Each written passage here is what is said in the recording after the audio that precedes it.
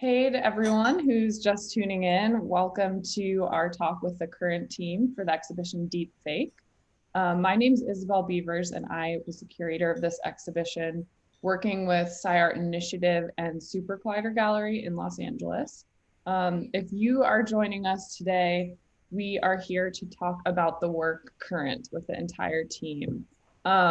This work was included in the Deep Fake exhibition, which focuses on a range of positionalities towards AI, both thinking about the ubiquitous ways we live with AI in our lives, using phones and all of the ways that our machines are already learning about us and using our data, feeding that back to us, and also some of the more nuanced ways that AI is going to impact us in the future, thinking about more advanced processes of machine learning, neural lacing, and with this team in particular, thinking about a set of really interesting implications that we will get into much more deeply today.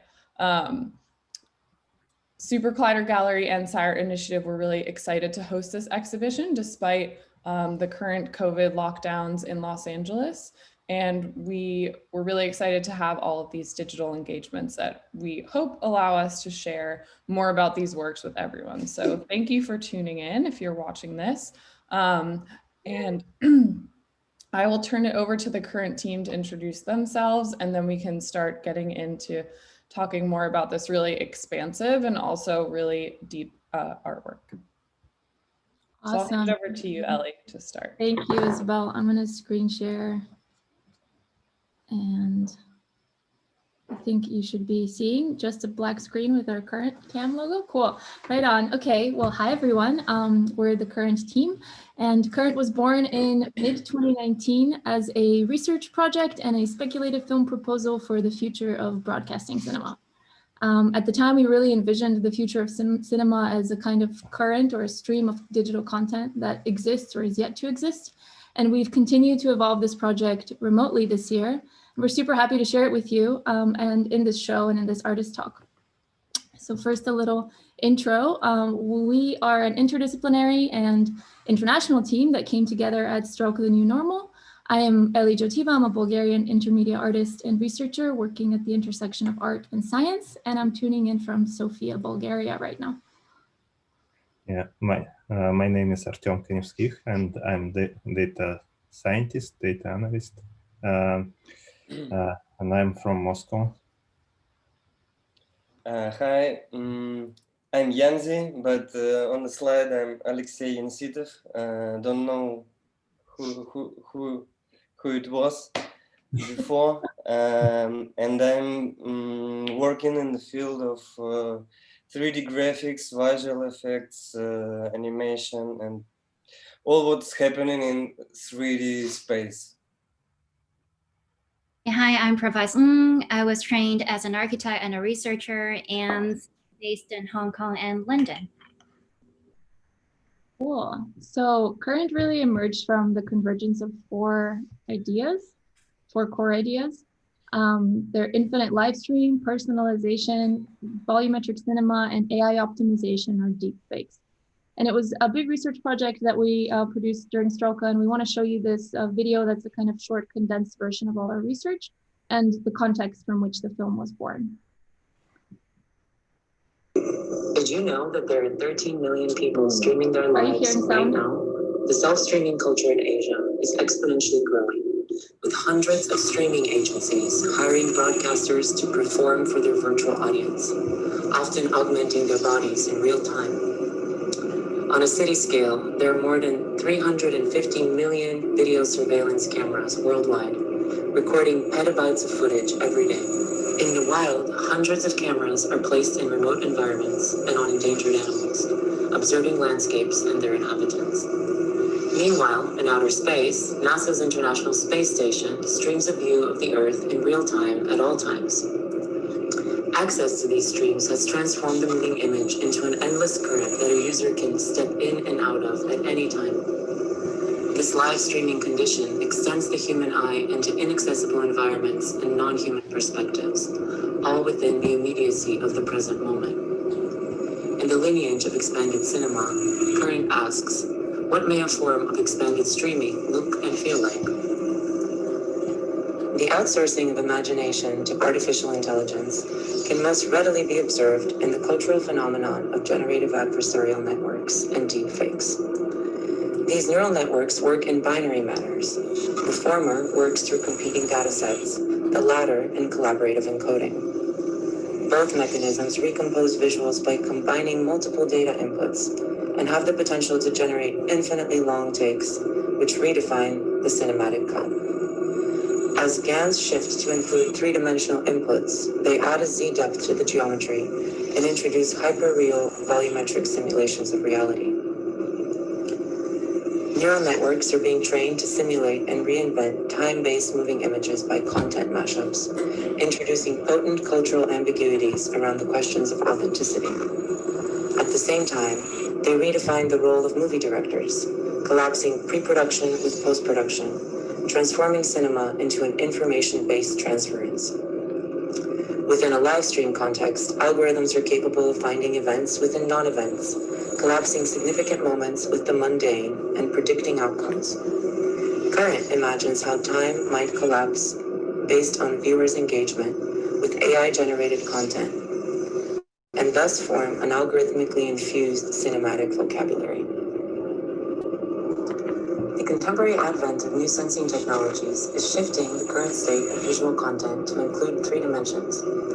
Through remote satellites, we have transitioned from viewing the Earth from a planar map to a three-dimensional globe. Depth LiDAR sensors and motion trackers used in cinema, virtual reality, and gaming industries have transformed the cinematic language of navigation into an editing technique. Instead of pre-cut-to-cut montage, we now experience navigation-based world-to-world transitions, where spaces get constructed through a recursive interaction between the virtual space and the user's real-time navigation and attention. The transition from 2 to 3 dimensions has enriched the image with more information. Currently, all images and videos produced are embedded with spatial metadata. Photogrammetry reconstructions and LiDAR scans of environments can be localized to GPS-specific points. When coupled with multiple real-time cameras and sensor inputs of the same location, the informationally rich space of volumetric construction can provide decentralized perspectives to events. Vision mechanisms of self-driving cars already use real-time collaborative vision to cross-check what they perceive with each other. Within the framework of volumetric attention-based navigation, Current speculates on the potential of this type of collaborative vision to authenticate truth for users. 400 hours of video are uploaded to YouTube every minute, and 1 billion hours of video are being watched every day. In order to optimize content suggestion in YouTube, Google's deep learning research team produced the largest scale industrial recommendation system in existence. Algorithmic personalization of content is present in most online platforms and impression-based advertising mechanisms like Google Ads. Users' search engine history, viewing data, and banking statements are all taken into account by these algorithms. Netflix takes user interactions, title ratings, and viewing history to categorize users into global communities with similar tastes and preferences. Current anticipates that the future of algorithmic curation of content will be linked not only to a user's archive database, but also to their real-time biometric data inputs. For example, detection of a user's gaze during a specific environment allows the system to prioritize and optimize similar content for their own non-linear narrative. With such a personalized current, curated based on our embodied experiences, we may no longer want to sit in an audience with 50 other people watching the same exact content. Cool. Shouldn't have done that. It's always trippy to watch that because it's my voice, but it's augmented. Did you know that there are 13 million Go people to the next streaming? one. Okay, sorry. Here we go. Yeah, so that's a brief input into the research. It was done last year, so I think a lot has evolved since then. There's probably lots more hours of YouTube online. And I think Pro wants to talk about the live stream economy now. Yeah, so one of our first core idea is the livestream economy and the culture. And when the project first started in 2019, it was also the rise of the livestream economy. And it is producing an ever-mounting terabytes of image data, but also attention values. And obviously, it has potential beyond entertainment. So our team was wondering if we can utilize this or maybe even weaponize this to some extent. And 2019 was also a year of contested events, especially coming from Hong Kong. It was the year of the big protest. So our team wondered if it is possible to reconstruct our urban landscape through time. So Livestream is great at this because it captures not only the cinematic moment, but also the mundane moment. Okay, if we go back to the protest example, the media are always filming the protest, but never filming the people who are not protesting. But these non-protesters, they're not voids in our event landscape. They're actually representing a perspective also. So that's why we started looking into technologies that can automate scene description so we can account for a multiple point of view, including photogrammetry and AIs to estimate what's behind an object, but also to study the visual cues in our image data, which gives away clues as to who is filming behind the camera. So our team considers visual aesthetic not as supplementary, but actually as the core and has utility beyond entertainment. Yeah, and I think this also ties into the idea of blockchain cameras, or how can you authenticate truth from multiple perspectives and standpoints. One idea we discussed about and speculated on was how can we authenticate truth from the very frequency of the camera point of view, so it may not, so it can distinguish that it may not be a deep fake or a real fake based on the light frequencies that are embedded within it. And then another idea we discussed a lot was personalization, in particular an extension of personalization that could maybe happen from a level of biofeedback, like what would happen if the systems that were personalizing content were actually making reinforcements based on the feedback of the more subtle content of our bodies or emotions or beliefs. Like if the personalization system used gaze or navigation tracking or heart rate or brainwave data to determine what content to show you, and how that complicates the relationship of the content's experience. Can you imagine if you really had control over what protocol ran on the back end? Like if you could, for example, say, choose a different operation for your mode of personalization, like show me only content which stimulates a certain heart rate so I can train myself to not be afraid of things. That really shifts the perspective of ownership in personalization. And then on that same note, we also thought about this type of biofeedback that could feed into the decisions that inform the live stream you watch. So in the film, we pulled a lot of content from long shot live streams of environments and really considered how the algorithms might be capable of finding events within non-events. So if the personalization stream was tapping into your biofeedback rhythms, could that algorithm tune your current to a specific moment in the live stream to show you what it knows you really want?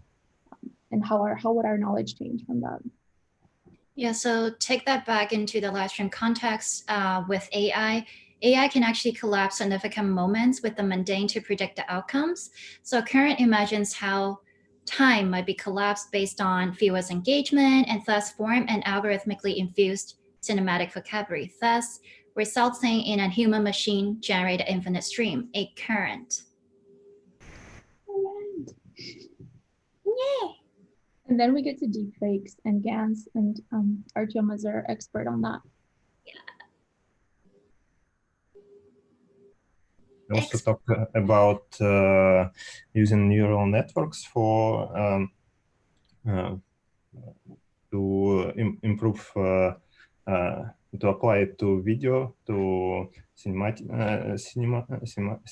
language. And there is, I think, three ways how we can use it. The first one is to personalize video streams with GANs or with neural style transfer neural networks. Second one is to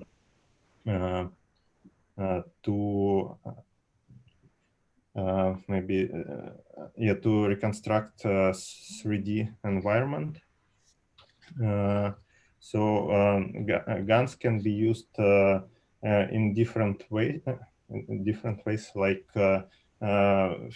first of all, it's deepfakes that we all know about. It's not only like to make fake videos, but also to just existing videos, like when we dub one video from one language to another.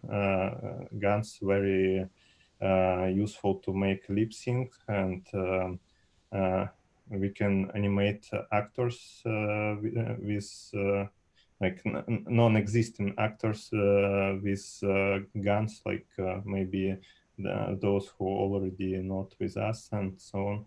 And also we can personalize video in that way that we can change the main character with ourselves or our friends. I think it's quite fun.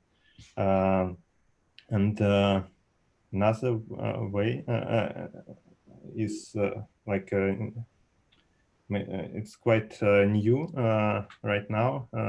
This is only developing way. So we can use neural networks to reconstruct 3D scenes, or to use them for neural rendering. So it analyzes this.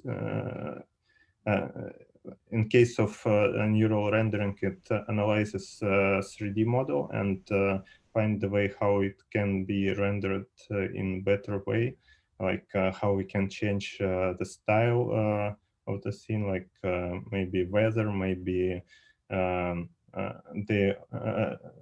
daytime, and so on, and also predict some new points of view, like if we have photos of some scene or video of some like scenery in the city.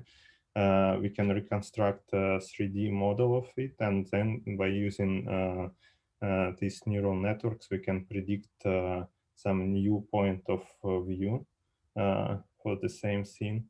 And also there are quite a lot neural networks and that can reconstruct 3D scene just from one image. So it helps a lot when we want to make a 3D environment.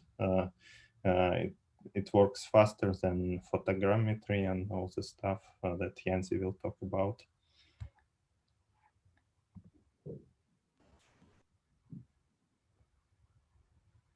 We can't hear you, Yanzi. Yeah, Yancy, You're muted.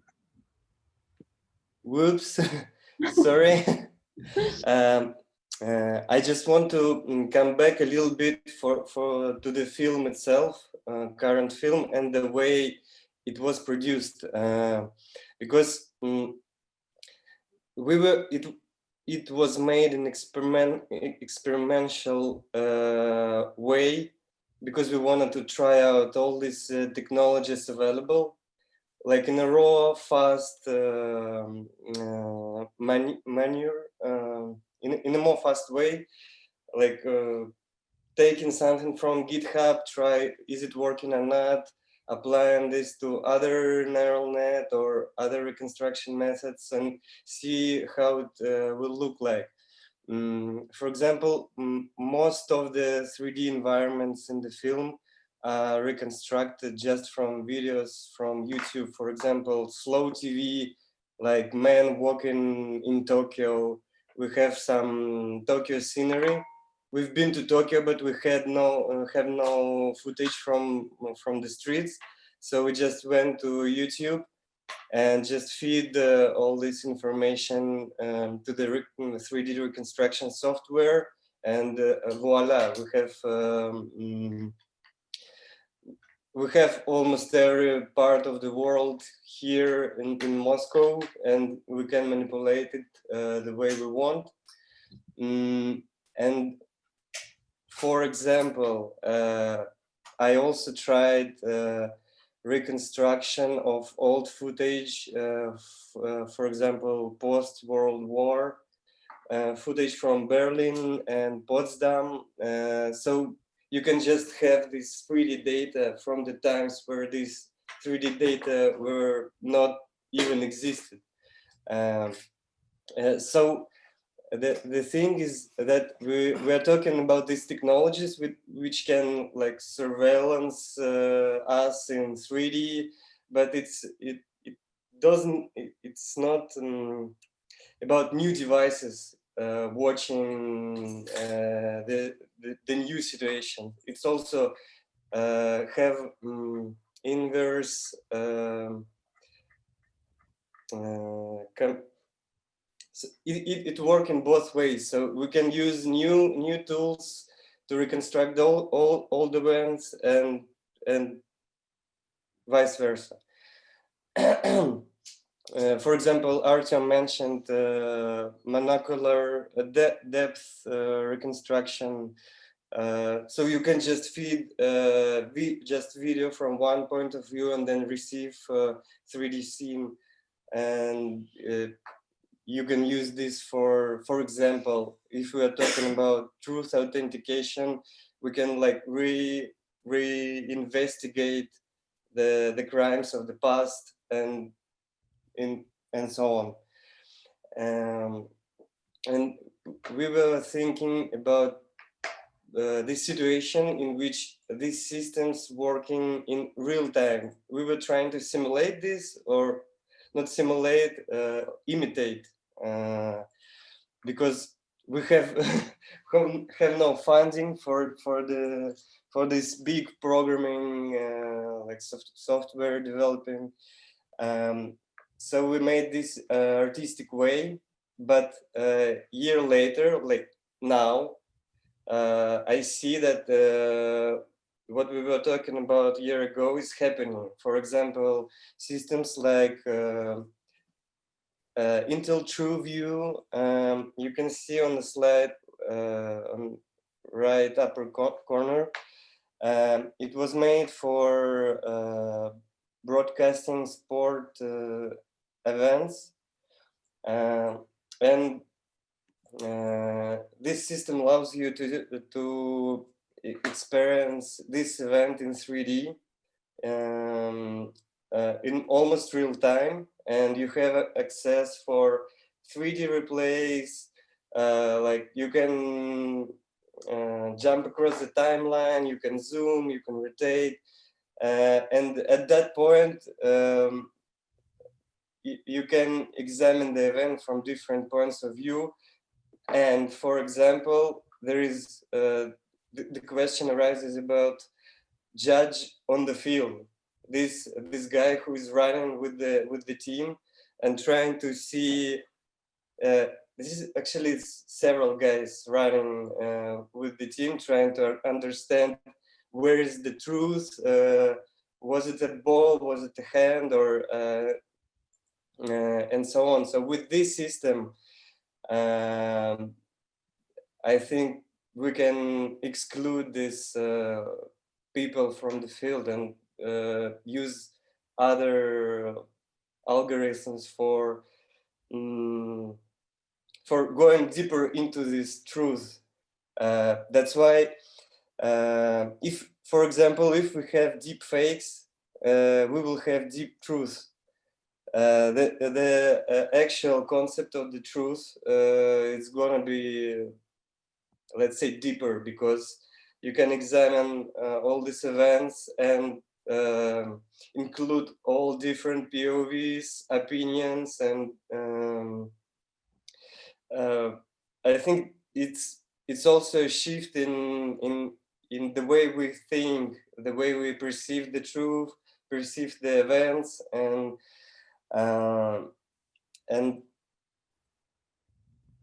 coming back to this, like, perceive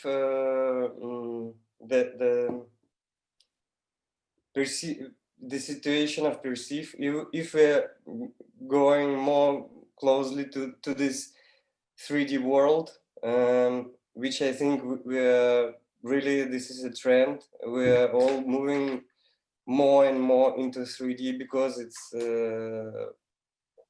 it's like more natural for people to navigate in these spaces. We'll also challenge this all the dogmas, for example, from movies, from old movies, which are made with montage cuts, when the whole scene is changing in milliseconds, and you move into other place, and you constantly switching like, and this is a big problem in, for example, in VR. Because you can't just change the whole environment around you, because it's a disruption, and I see this as another trend. Not only we are not going into more 3D space, we are going into more undisruptive space, the space which is like more organically, naturally, like structured around you, and this is a new level of continuity, and you can see this in interfaces on your phone, because nothing is changing discrete there. There is always animations, there is always interfaces, slides away, disappearing, transparency changing, and I see also the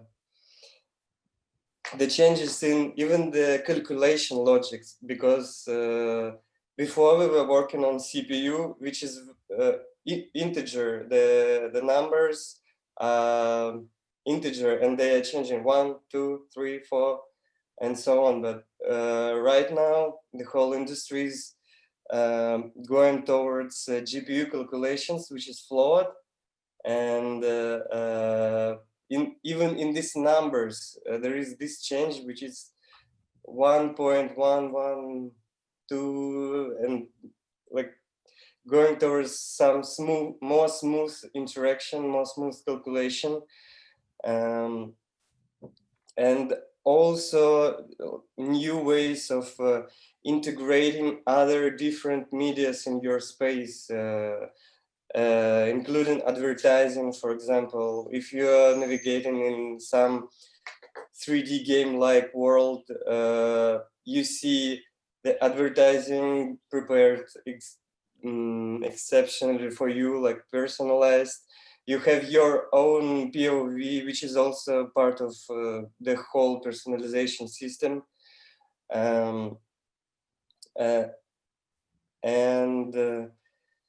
Last thing to add to this salad, I just wanted to say about what if all this is also simulated in real time with lots of sensing data, which is gathered each second. And I have an example for that. It's Microsoft Flight Simulator, which was unbelievable a year ago. I was thinking this lots of information running in real time, how it's even possible for, and now we see real implementation. You can play on just on your laptop, fly across the whole globe with weather changing in the real time, time zones changing, and all this world is just reconstructed from the Bing maps, satellite data, and neural nets. And the very last thing is I wanted to say about optimizations, because of course this is a lot of data. 3D is huge numbers, because if you say each frame in 3D, like 1 million polygons, each polygon has texture, and of course it's a lot, and that's why what Artyom was said is very important, I think, because it's not a conventional rendering system with this 3D space, viewports, polygons. It's other approach, because neural net is like it's a already zip archive for of what we saw from different angles. And I think this way, I think it could help and change the whole industry.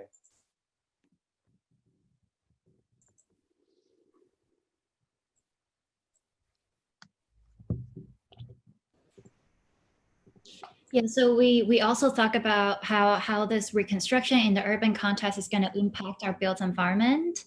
And our data expert, Artem, actually is very interested in autonomous vehicles. And this was one of our opening shots. We actually talks about how this kind of machine vision interacts with the city on a large scale. And this also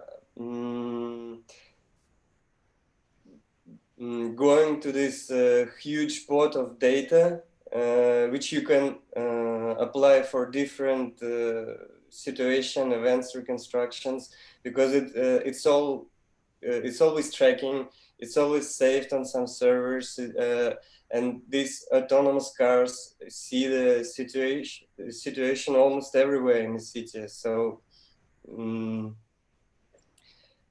this is going this way. It's not just the state surveillance, it's like the ubiquitous surveillance. Yeah, I can definitely imagine in 10 years of a world of self-driving cars, of being able to have a real-time reconstruction of city environments as all of their viewpoints are being streamed in. And for example, iPad, the last iPad from Apple has LiDAR in it. And this is also another source of information which we can process. Yeah, so we have many sensors right now that are capturing the urban environment, not only urban, just environment around us. One of them is autonomous vehicles. It's just appearing on the streets, but already using these sensors to navigate. It's not possible to navigate without it. So this is why I think as those type of cars are our future of transportations, and also these sensors can be used not only to navigate them, but navigate us, and we can use them in many ways, just like reconstruct cities. But as Yanzi said, there are already a lot of sensors that we use nowadays, like this iPhone's LiDAR, which is not LiDAR actually, but it's depends. Sorry. Yeah, I heard that they say it's LiDAR, but they say, yeah. As a technology, yeah. Navigating here. Yes, so it made this situation when the volumetric cinema, the way how we can look at the same place from different perspectives, closer and closer, and even now it's possible, but I think the future it's maybe one of the way how we can travel environment, like cities and so on, just by using this data from autonomous vehicles that travel by instead of us. I don't know, in current situation when we all sitting at homes, it's quite realistic, I think. Current situation. Yeah. In front of phones, screens, yeah. Another aspect we wanted to consider in non-human point of views was endangered environments and species, and thinking about how live streams collected from these spaces can offer us alternative perspectives when we're considering what to believe in, and also really be able to access these spaces through them.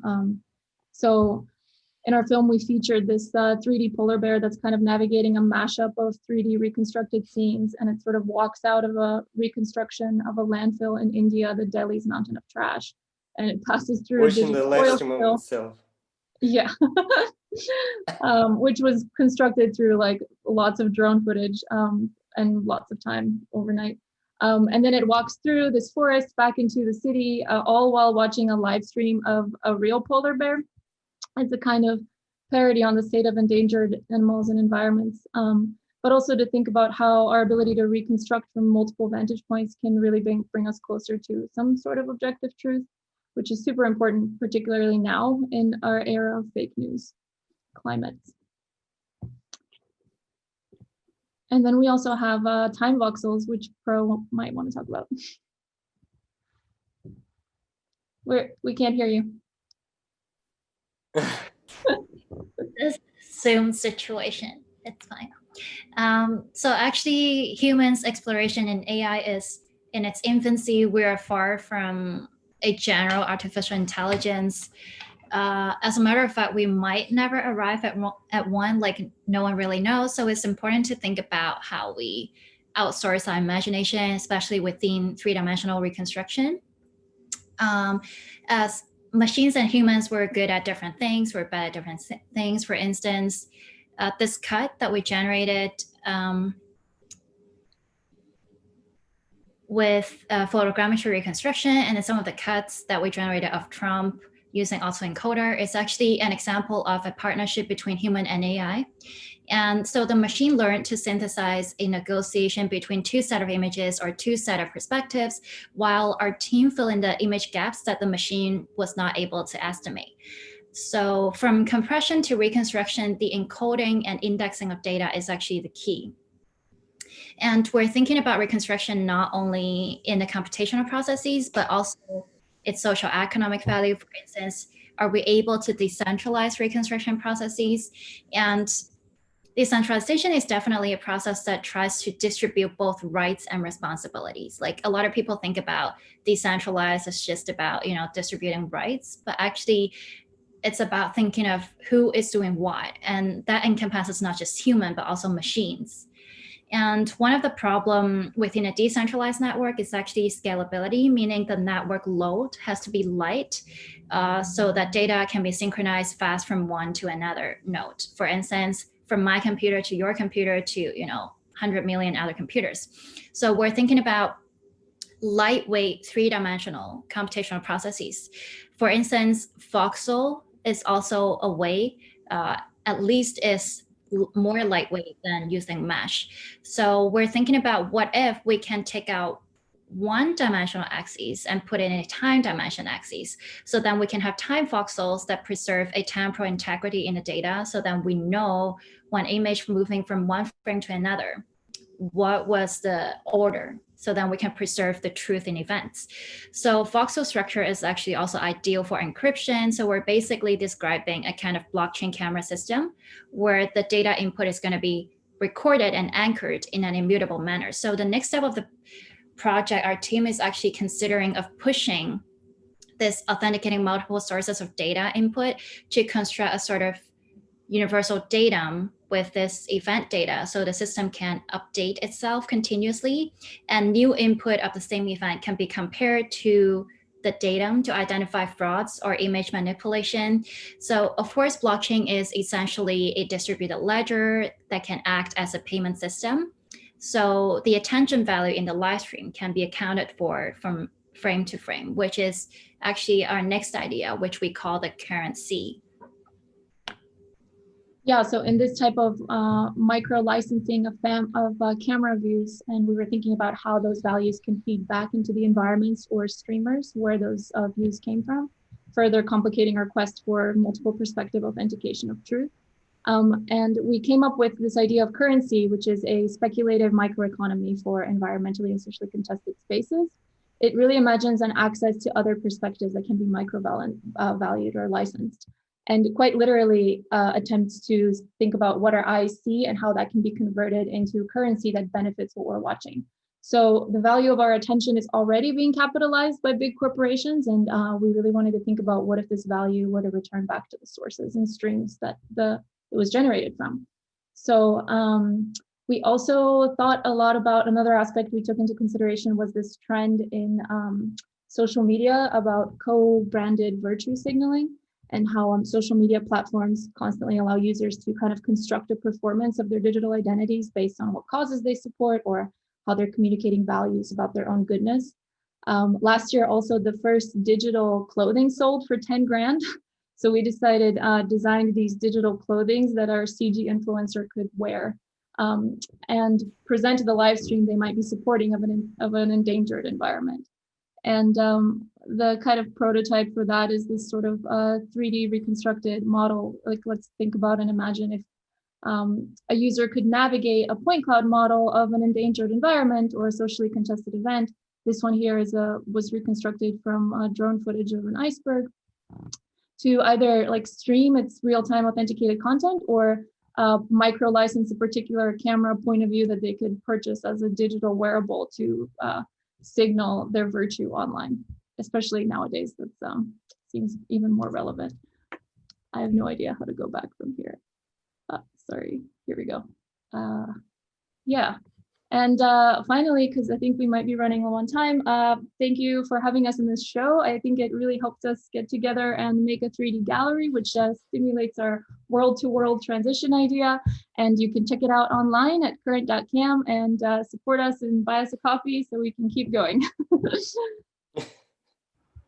Awesome, thank you all so much. I mean, one thing I was struck with when first coming upon this work and now hearing you all speak about the many layers of research, it's even more true, but how deeply you've thought about all these different issues. It's both like really unsettling to me to see all of this kind of come together in one place, all these levels of research, but I think it's also really exciting that we have such a powerhouse of a cross-disciplinary team working on this.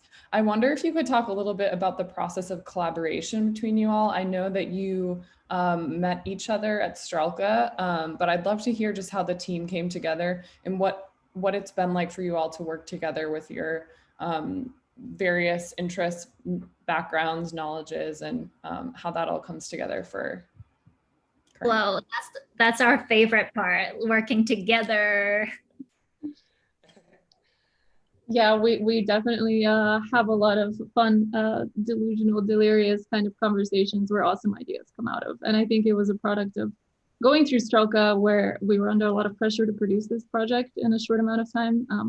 I personally remember having like multiple long nights in Provides' kitchen, sort of throwing ideas around because we had so many things we wanted to fit into the film that flew from one idea into another. We didn't want to have any cuts. So I specifically remember the storyboarding of trying to put all of our research into a seamless flow of the film, which I think we achieved ultimately. But this year's a little bit different. We're trying to Zoom a lot and still have work sessions because we help each other, I think, when we are in the same mental frame space. I've never worked in a team like this, and that it's so magical. It's like every time one of us just talks about an idea and the other guy would be like, oh my God, maybe it's this. And then the other guy would be like, oh my God, it's actually this. And then like, it is like, in terms of communicating the idea, it's very organic. Actually in 2019, it was, the team was a little bit bigger. We also had Windows Clicker, that's his name on Instagram, who actually helped us a lot with the volumetric rendering and all those stuff. So we're very grateful that a lot of people helped us, like my co-affiliates also helped us with audio, and a lot of other people. But in terms of core ideas, I think it's fate. We just ticked, and then we happens to be in the same team. Yeah, so magic. I think it's also the part of our work was that Strelka put us in kind of delirium state of mind, because it was Crazy. 5 months and it was so intense. Like on the first week, you just starting to lose track of the reality you were living before and start to live in some imaginary techno world. So I think this part of our ideas. You finish, then I'll talk. Part of our ideas, I think, were incepted in our brains during the program. But of course, most of the work, like connecting all these dots and finding these trending technologies, we made at nights and at sunrises in the kitchen. This constant sunrise, it was crazy. Yeah, we were sleeping 2 hours, I think. 1 hour, 2 hours. Yeah, I mean, like the whole project came out of like 1 month. I mean, yeah, we were exposed to 5 months of research, but in 1 month we had to come together as a team, ideate what we were interested in, come up with a way to present it and actually make the film. And I think because we were so strapped for time, we actually all ended up working on different sections. So our softwares would work when we would sleep for 2 hours reconstructing stuff, but we didn't even see the film until we were presenting it. It was the first time we saw it on stage. And we realized then that each section was kind of representative of each person's interest. So I think we were complementary in that way, that we're interested in different things that could match and come together in cool ways. And also I joined the current team just this year. I helped a little bit in 19, but I wasn't like a core part of the team. Yeah, I also studied the year before. Artem helped a lot. He made our deep fake. That's why. The only time that we argued was about the name, like how do we name the project, and Artem was actually the one who solved the name issue. But anyway, Artem. I always forgot this. Exactly. Of my panicking. Oh my god, that night, most horrible night. Yeah, I remember how Yanzi was upset this day. Yeah, so yeah, I joined a little bit later, like working on the project, but I always liked the idea and always like the mood, the way how guys working on that project. So I couldn't pass by, and I had to join them. Yeah. Second question. And also, it's I think it's cool to mention the problems we encountered after Strelka, because when you're at Strelka, you're like in a special area, and your whole life is packed there, and you just swimming in this ocean of information and trying to make some islands. But this year was completely different because everybody moved to their places, and it's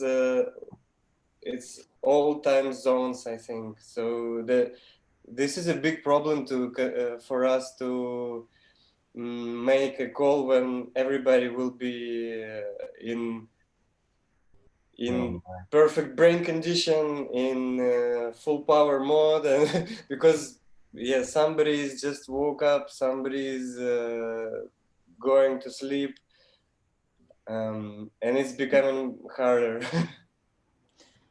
Yeah, well, that's actually kind of leads into my next thought or question, but I think this idea around continuity that you brought up, Yanzi, is really interesting, and like that we're moving towards a more continuous, more smoothly transitioned reality. And I see that in a lot of ways in this work, in particular in the way you all connected the idea of personalization, or what happens in these spaces on the scale of the body, to the autonomous vehicle surveillance, to these much more large scale, using drone footage for reconstructing landscapes.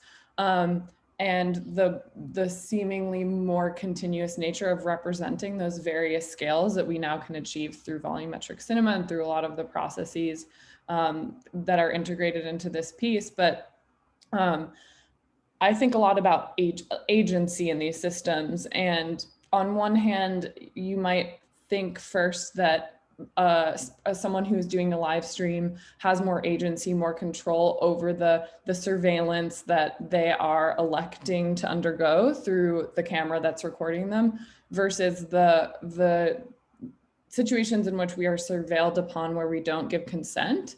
And I'm curious, after all of the work you all have done on this, has that shifted the way you see your own consent or your own agency in these many scales of surveillance, and now this really continuous system of surveillance that we're all undergoing at once? I know through hearing more about this work and also the artist talk we had yesterday with the team who did Infodemic, and talking about, you know, from their perspective and that work's perspective, what it really means for us, what surveillance capitalism really means for us as individual actors.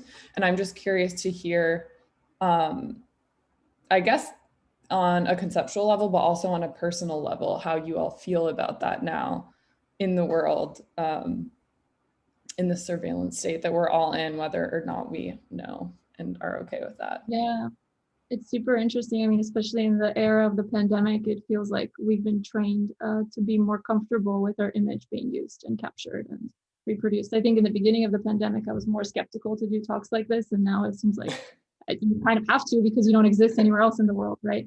So, so then on that hand, you know, the more data we produce, the more protective we become of it.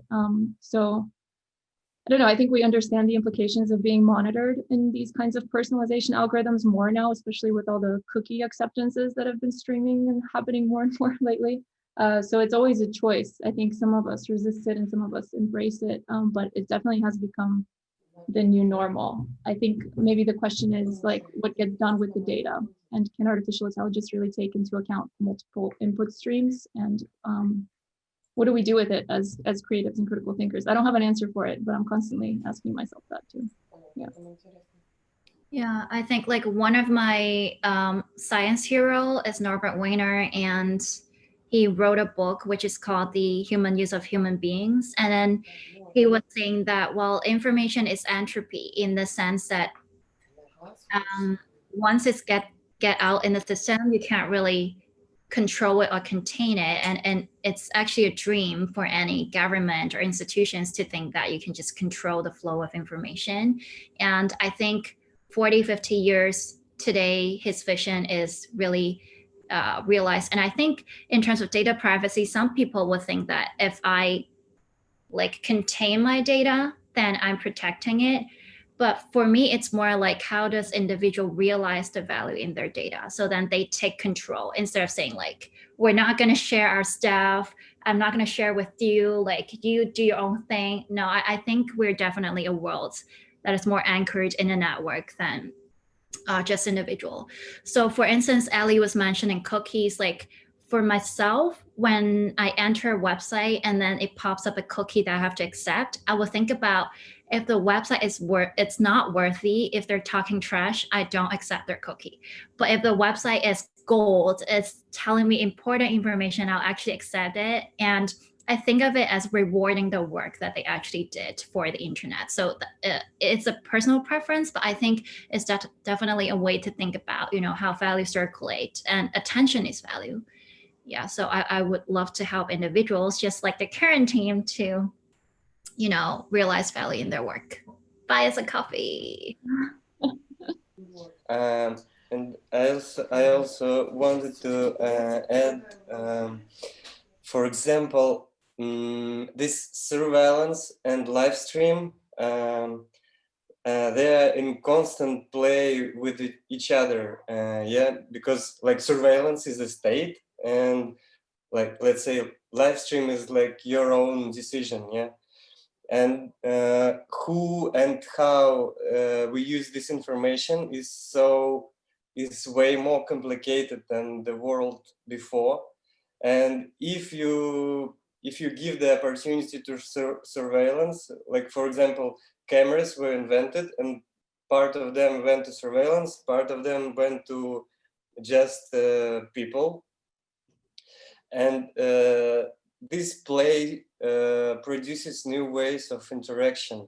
And I wanted to mention the last this recent news about Navalny, who was poisoned by, he made an investigation and said that that government special agents poisoned him. And he made this investigation just sitting, I don't know, in the hospital maybe, just using the data he found in the internet. And this is a new type of investigation. It's the same as, for example, forensic architecture doing. They're using all these data from Instagram, from some open for some cameras open for everyone, and it's also an opportunity for the people to like rise against the state, and this is a hard question.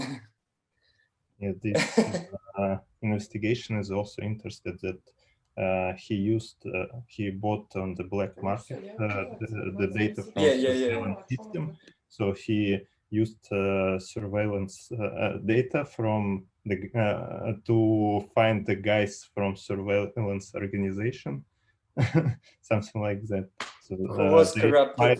So they surveillance not only regular people but themselves as well, and it can be used in both ways. Like if this information will be like accessible to all of players of this game, I don't know. Yeah, then it will be, I think, fair. It will be good. But if it's accessible one way, it's questionable. Yeah. Oh, you're muted, Ali. Sorry. It kind of reminds me of this idea that like data is not gold, right? We produce data constantly and we're gathering it from all sorts of sources. So what happens when we shift our way of thinking, maybe not so much as surveillance as maybe being negative, but can we do something positive with it? Like that it offers multiple vantage points. And so could that allow us more agency and compassion to engage with viewpoints that are different from our own? I think it's not so much the tool that matters, but what we do with it. So. Yeah, absolutely. I think. Thank you all so much. I have one more quick question, and then I think we can wrap up. I want to leave some time so that everyone who's joining us for this talk can then go watch Current. But you mentioned some of the ideas that you all are interested in pursuing as a team, but what do you see as the next iteration of this project? What will happen in the future with Current? Will there be more content created or other experiences with the work? How do you envision that moving forward? We would love to get funding to build a real Current neuromorphic app. We'll see if we get there.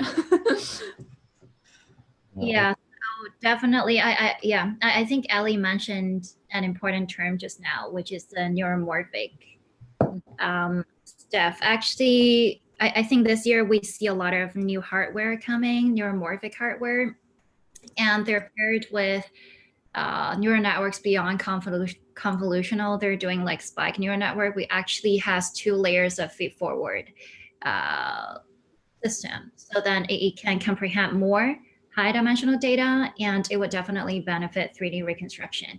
And the way it actually translate data from one and encode it into representation and reconstruct it again, actually has connection to how, for instance, blockchain systems would encode data in a certain structure, output a hash codes, and then synchronize to another computer. So we see a lot of potential in actually connecting this different kind of network structure into a real system. But of course, Current, I think we are more focused on speculating how this future might look like. So we know that we're not scientists, we're not technology or whatever people.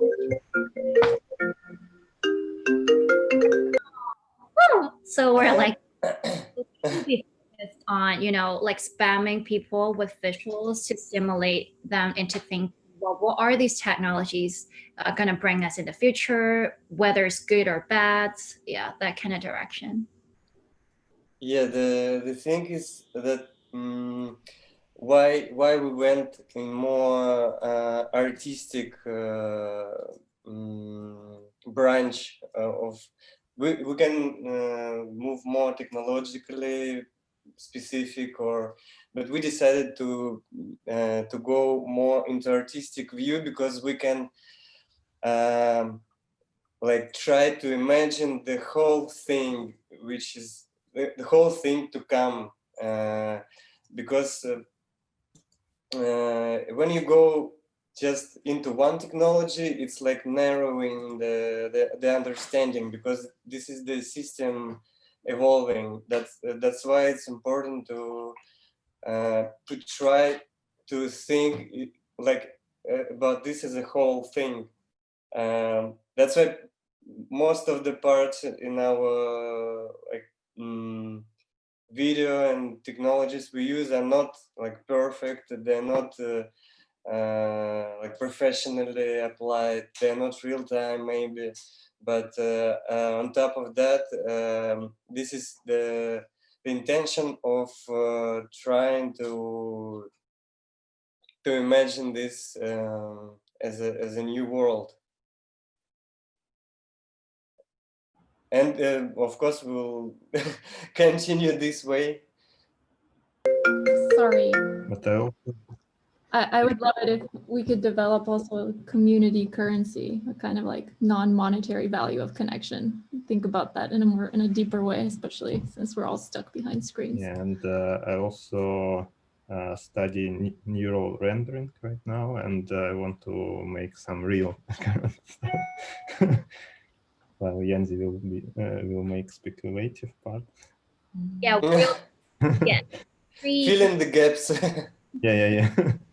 Yeah, I think the good speculation should have some real thing in the basement, like in the foundation. Yeah. Great. Well, thank you all so much. Oh, Ellie, did you want to say something else? I just wanted to say I think it's super awesome and important to be able to have the luxury and the time to actually imagine what these futures might be and work in a team like this. And thank you, Isabel, for having us and letting us share this project with everyone. You. Please support our work. We would love it. Yeah, thank you to all of you, Provides, Ellie, Yanzi, Artem. And thank you to everyone who's joining us today, both from the Sire Initiative community, as well as Super Collider Art. Go support Current. We will be linking this talk as well as the incredible work you all have done on both the Sire Initiative and Super Collider website. So you can find us there if you would like to buy these folks a cup of coffee or more. That would be great. We will save some time now for you to all go watch the Current film. But thanks everyone for being with us today. This was a wonderful talk. I learned so much, and we hope to see you all soon.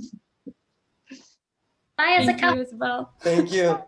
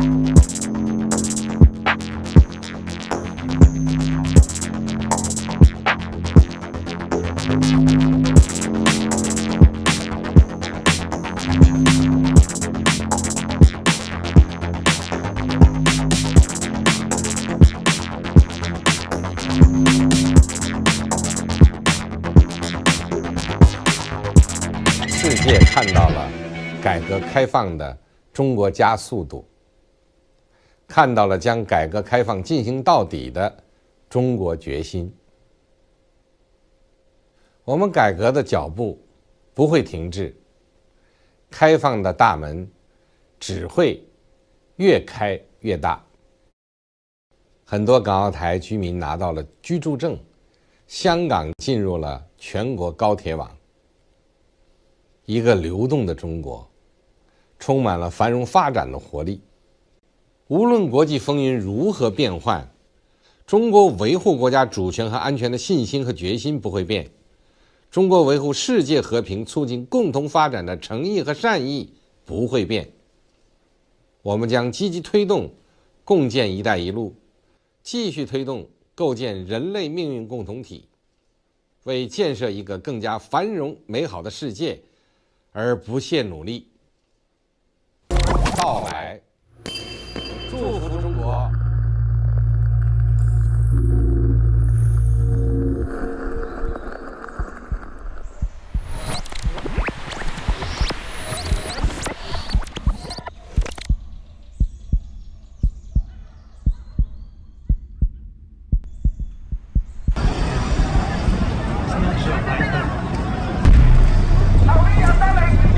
！Spray guns. Yes, guns. You shoot the flag! You shoot the flag! You shoot the flag! Journalists! You shoot journalists, motherfucker!